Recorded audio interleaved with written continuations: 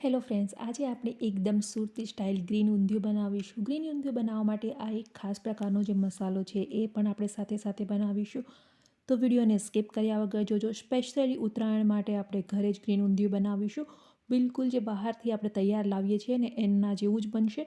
તો ગ્રીન ઊંધિયું બનાવવા માટે સૌથી પહેલાં તો સુરતી પાપડીની જરૂર પડે છે. તો જ્યારે પણ આપણે સુરતી પાપડી લઈએ ત્યારે આ રીતે આપણે એની જે છાલ છે એ કાઢી નાખશું. અહીંયા હું સુરતી પાપડીની જે છાલ છે એને દાણા અલગ નથી કરતી. આ રીતે જ આપણે આખી રહેવા દેવાની છે. અને પાપડી ઝડપથી કૂક થઈ જાય એ માટે આપણે ઊંધિયાની શરૂઆત કરતાં પહેલાં જ ગરમ પાણીમાં એમને પલાળી અને સાઈડમાં રાખી દઈશું, જેનાથી જ્યારે આપણે ઊંધિયું બનાવશું ત્યારે આપણી પાપડી છે એ ઝડપથી કૂક થઈ જશે. તો એમને સાઈડમાં મૂકી દઈએ અને હવે વેજીટેબલ્સ કટ કરી લઈએ. તો વેજીટેબલ્સમાં મેં અહીંયા શક્કરિયા, બટાકા અને રીંગણ લીધેલા છે. તો અહીંયા તમે રતાળું કે કોઈ પણ બીજા જે કંદ છે એ મળે તો એ તમે લઈ શકો છો. તો એમને આપણે આ રીતે ટુકડામાં કટ કરી લેવાના છે. તો તમે જોઈ શકો છો એ રીતના જ આપણે એક સરખી સાઇઝના જ બધા ટુકડા કટ કરીશું. ત્યારબાદ રીંગણ છે એ આ રીતના નાની સાઇઝના જ લેવાના છે અને પ્રોપર રીતે કટ લગાવી દઈશું, જેનાથી એમની અંદર આપણે સ્ટફિંગ ભરીશું તો એકદમ પરફેક્ટ રીતે સ્ટફિંગ ભરાઈ જાય. તો હવે આપણે ગ્રીન મસાલો બનાવી લઈએ. તો ગ્રીન મસાલો બનાવવા માટે અહીંયા મેં ધાણા લઈ લીધા છે. ધાણાની અંદર આપણે 1/4 કપ જેટલા સિંગદાણા એડ કરી દઈશું. 1/4 કપ જેટલું લીલું નાળિયેર એડ કરી દઈએ. ત્યારબાદ મેં અહીંયા સૂકું લસણ લીધું છે.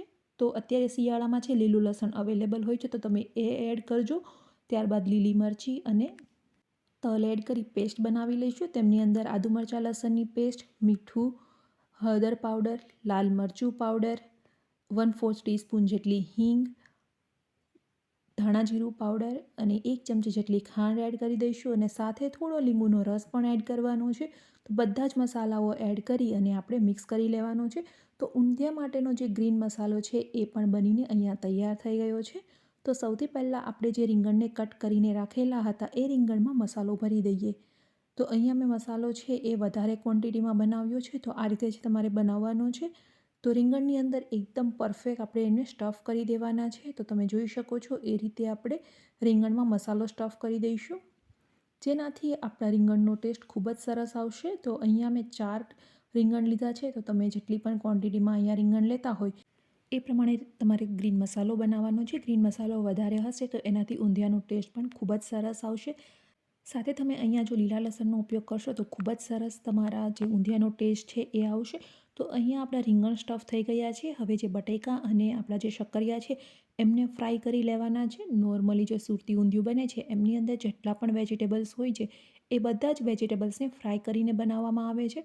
તો જે તેલનું ટેમ્પરેચર છે એ આપણે મીડિયમ રાખવાનું છે અને મીડિયમ ટેમ્પરેચર પર જ આપણે બટાકા અને શક્કરિયાને ફ્રાય કરી લઈશું. તો આપણે એમને એકદમ કમ્પ્લીટલી ફ્રાય કરવાના છે, જેનાથી અંદરથી પણ એકદમ પરફેક્ટલી કૂક થઈ જશે. તો આ રીતે આપણે બધા શક્કરિયા અને જે આપણા બટાકા છે એમને ફ્રાય કરી લઈએ. તમે અહીંયા બીજા વેજીટેબલ્સ યુઝ કરતા હોય તો એમને પણ તમારે ફ્રાય કરીને જ લેવાના છે. ત્યારબાદ આપણે જે ગ્રીન મસાલો બનાવેલો હતો એ ગ્રીન મસાલો થોડો આપણા વેજીટેબલ્સમાં એડ કરી અને મિક્સ કરી દઈશું, જેનાથી એમનો જે ટેસ્ટ છે એ એકદમ પરફેક્ટ રીતે આપણા વેજીટેબલ્સમાં ચડી જશે. તો અહીંયા આપણી વેજીટેબલ્સનો જે પણ પ્રિપરેશનની પ્રોસેસ છે એકદમ પરફેક્ટલી કમ્પ્લીટ થઈ ગઈ છે. હવે આપણે મુઠિયા બનાવી લઈશું અને આ જે મસાલો વધેલો છે એમને આપણે સાઈડમાં રાખી લેવાનો છે. જે ઊંધિયું બનાવતી વખતે આપણે ઉપયોગ કરીશું. તો મુઠિયા બનાવવા માટે આપણે એક મોટા વાસણમાં મેથી લઈ લઈએ. તો 200 ગ્રામ જેટલી મેં અહીંયા મેથી લીધી છે. એમની અંદર 3/4 કપ જેટલો ચણાનો લોટ અને 1/4 કપ જેટલો ઘઉંનો લોટ લઈ લેવાનો છે. ત્યારબાદ 1/4 ટીસ્પૂન જેટલી હિંગ, અડધી નાની ચમચી જેટલો હળદર પાવડર, અડધી નાની ચમચી જેટલું લાલ મરચું પાવડર, 1 ચમચી ધાણા જીરું પાવડર, મીઠું એડ કરી દઈશું સ્વાદ અનુસાર. ત્યારબાદ 1 ચમચી જેટલી ખાંડ અને આદુ મરચાં લસણની પેસ્ટ છે એ 2 ચમચી એડ કરી દઈશું. અડધી નાની ચમચી જેટલા બેકિંગ સોડા અને લીંબુ એડ કરી દઈશું સોડાને એક્ટિવેટ કરવા માટે. તો અહીંયા આપણે સોડા એડ કરીશું, જેનાથી આપણા મુઠિયા એકદમ સરસ સોફ્ટ બનશે.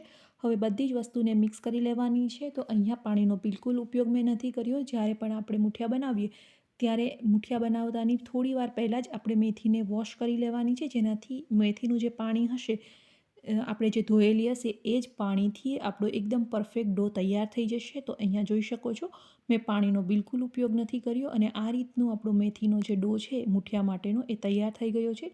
1 ચમચી જેટલું તેલ એડ કરી અને આપણે મિક્સ કરી લઈશું. હવે એમની અંદરથી આપણે નાની નાની સાઇઝના મુઠિયા તૈયાર કરવાના છે. તો મેં અહીંયા રાઉન્ડ શેપની અંદર મુઠિયા તૈયાર કર્યા છે. તમે જો ઈચ્છો તો ઓવલ શેપની અંદર પણ તમે મુઠિયા બનાવી શકો છો. તો આ મુઠિયા બનાવવામાં મેં મેથીનો વધારે પડતો ઉપયોગ કર્યો છે, જેનાથી આપણા મુઠિયા છે એ ખાવામાં એકદમ સરસ સોફ્ટ બનશે. તો આ રીતે આપણે મુઠિયા તૈયાર કરી લઈશું. તમે જોઈ શકો છો એ રીતે.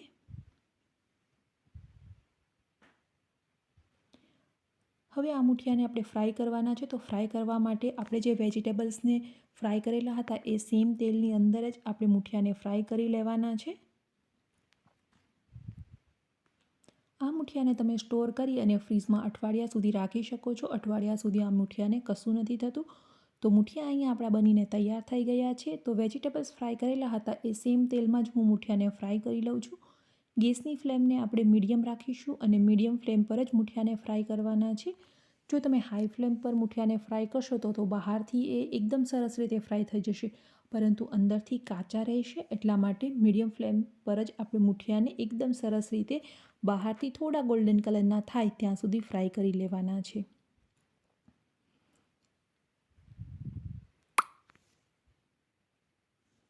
તો અહીંયા તમે જોઈ શકો છો કે ધીમે ધીમે છે આપણા મુઠિયાનો કલર ચેન્જ થઈ ગયો છે અને આપણા મુઠિયા છે એકદમ પરફેક્ટ રીતે ફ્રાય થઈ ગયા છે. તો આપણે સેમ પ્રોસેસથી આપણા બાકીના જેટલા પણ મુઠિયા છે એમને ફ્રાય કરી લઈશું. અહીંયા આપણે ઊંધિયા માટેની જે પણ અગાઉની પ્રિપરેશન છે એ બધી એકદમ પરફેક્ટ થઈ ગઈ છે. બધી જ વસ્તુઓ આપણે તૈયાર છે. હવે માત્ર આપણે ઊંધિયું બનાવવાનું છે. તો ઊંધિયું બનાવવા માટે મેં જે તેલની અંદર વેજીટેબલ્સ અને મુઠિયા ફ્રાય કર્યા હતા એમની અંદર જ આપણે 1 ચમચી જેટલું જીરું એડ કરી દઈશું અને તુવેર લઈ લઈએ. તો તુવેર છે એ મેં અહીંયા ફ્રોઝન તુવેર લીધેલી છે, એટલા માટે એમનો જે કલર છે એ થોડો અલગ છે. તો તમે અહીંયા જે તાજી તુવેર મળે છે એમનો ઉપયોગ કરી શકો છો. તુવેરને એકદમ સરસ રીતે આપણે તેલની અંદર કૂક કરી લેવાની છે. તો જેટલા પણ દાણાવાળા વેજીટેબલ્સ છે એમને આપણે તેલમાં એકદમ પરફેક્ટ રીતે કૂક કરવાના છે. હિંગ અને હળદર એડ કરી અને મિક્સ કરી લઈશું. ગેસની ફ્લેમ આપણે મીડિયમ રાખીશું અને મીડિયમ ફ્લેમ પર જ આપણે કૂક કરવાનું છે. હવે જે આપણે પાપડીને પહેલેથી ગરમ પાણીમાં પલાળીને રાખેલી હતી એ એડ કરી દેવાની છે. અહીંયા આપણે પહેલેથી જ ગરમ પાણીમાં પલાળીને રાખેલી હતી, એટલા માટે એમને કૂક થતાં વધારે ટાઈમ નહીં લાગે. તો લગભગ 5 થી 7 મિનિટ સુધી આપણે પાપડી અને જે તુવેરના દાણા છે એમને કૂક કરી લઈશું. મીઠું એડ કરી દઈશું સ્વાદ અનુસાર. તો અહીંયા તમારે મીઠું એડ કરતી વખતે ખાસ ધ્યાન રાખવાનું છે, કારણ કે આપણે જે બાકીના મસાલાઓ તૈયાર કર્યા છે એ બધાની અંદર આપણે મીઠું એડ કરેલું છે, એટલા માટે. તો અત્યારે આપણે થોડું મીઠું એડ કરીશું અને ત્યારબાદ ટેસ્ટ કરી અને જો જરૂર જણાય તો આપણે વધારે મીઠું એડ કરવાનું છે. તો અહીંયા આપણા દાણા છે એ એકદમ પરફેક્ટ રીતે કૂક થઈ ગયા છે. તો હવે આપણે જે ગ્રીન મસાલો તૈયાર કરેલો હતો એ ગ્રીન મસાલાને એડ કરી અને લગભગ 1 મિનિટ માટે કૂક કરી લેવાનો છે. જો તમારો મસાલો ચીપકતો હોય તો અહીંયા તમે થોડું પાણી એડ કરી શકો છો, જેનાથી મસાલો ચીપકશે નહીં. તો આ ઊંધિયું છે મેં ખૂબ જ ઓછા તેલમાં બનાવેલું છે, તો પણ ખૂબ જ સરસ ટેસ્ટી બનશે. હવે આપણે જે રીંગણને સ્ટફ કરીને રાખેલા હતા એ રીંગણને કૂક કરી લઈએ. તો આ રીતે થોડા અલગ આપણે રીંગણને મૂકી અને કૂક કરી લેવાના છે. તો રીંગણ એડ કરી અને મેં અહીંયા લગભગ 1/4 કપ જેટલું પાણી પણ એડ કરી દીધું છે, જેનાથી રીંગણ એકદમ સરસ રીતે કૂક થઈ જશે. તો રીંગણને પહેલેથી જ આપણે એકદમ પરફેક્ટ કૂક કરી લેવાના છે, કારણ કે વેજીટેબલ્સને ઓલરેડી આપણે ફ્રાય કરેલા છે. તો એમને કૂક થતાં વધારે સમય નહીં લાગે. તો ઢાંકણ ઢાંકી અને લગભગ 3 થી 4 મિનિટમાં રીંગણને કૂક કરી લઈશું. તો એક વખત આપણે અહીંયા ચેક કરી લઈશું કે આપણા રીંગણ કૂક થયા છે કે નહીં. તો આ રીતે જોઈ લેવાનું છે. જો રીંગણ એકદમ સોફ્ટ થઈ ગયા હોય તો જ આપણે બાકીના વેજીટેબલ્સ એડ કરવાના છે, અધરવાઇઝ આપણે એમને ફરીથી કૂક કરી લેવાના છે. તો મેં અહીંયા રીંગણને છે એ છૂટા કરી દીધા છે અને ત્યારબાદ જે વેજીટેબલ્સ આપણે મસાલો રાખી અને તૈયાર કરેલા હતા એ એડ કરી દઈશું અને મુઠિયાને પણ આપણે છૂટા ગોઠવી દેવાના છે. તો અહીંયા મુઠિયાને આપણે છૂટા ગોઠવી દઈશું. મુઠિયાને પણ બધા વેજીટેબલ્સની જોડે જ આપણે કૂક કરવાના છે, જેનાથી એકદમ સરસ સોફ્ટ થઈ જશે અને એકદમ સરસ એ પાણી પી અને આપણા મુઠિયા બની જશે. ઘણી વખત કેવું થતું હોય છે કે આપણે જ્યારે મુઠિયા બનાવીએ છીએ ત્યારે એ મુઠિયા છે એ સોફ્ટ નથી થતા ઊંધિયામાં એડ કર્યા પછી પણ.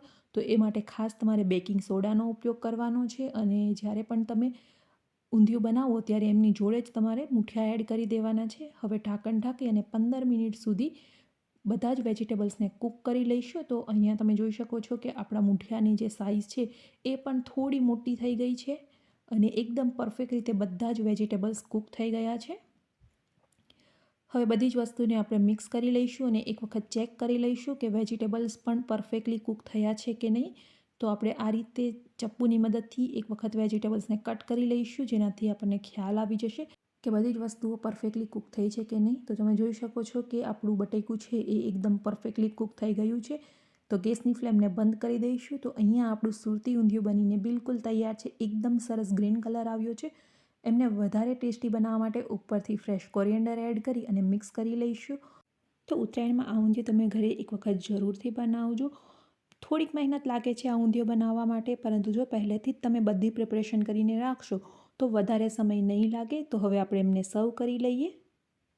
રેસીપી કેવી લાગી કમેન્ટ કરીને જરૂરથી બતાવજો. અને રસપૂરી સાથે ઊંધિયું ખાવાની ખૂબ જ મજા આવે છે.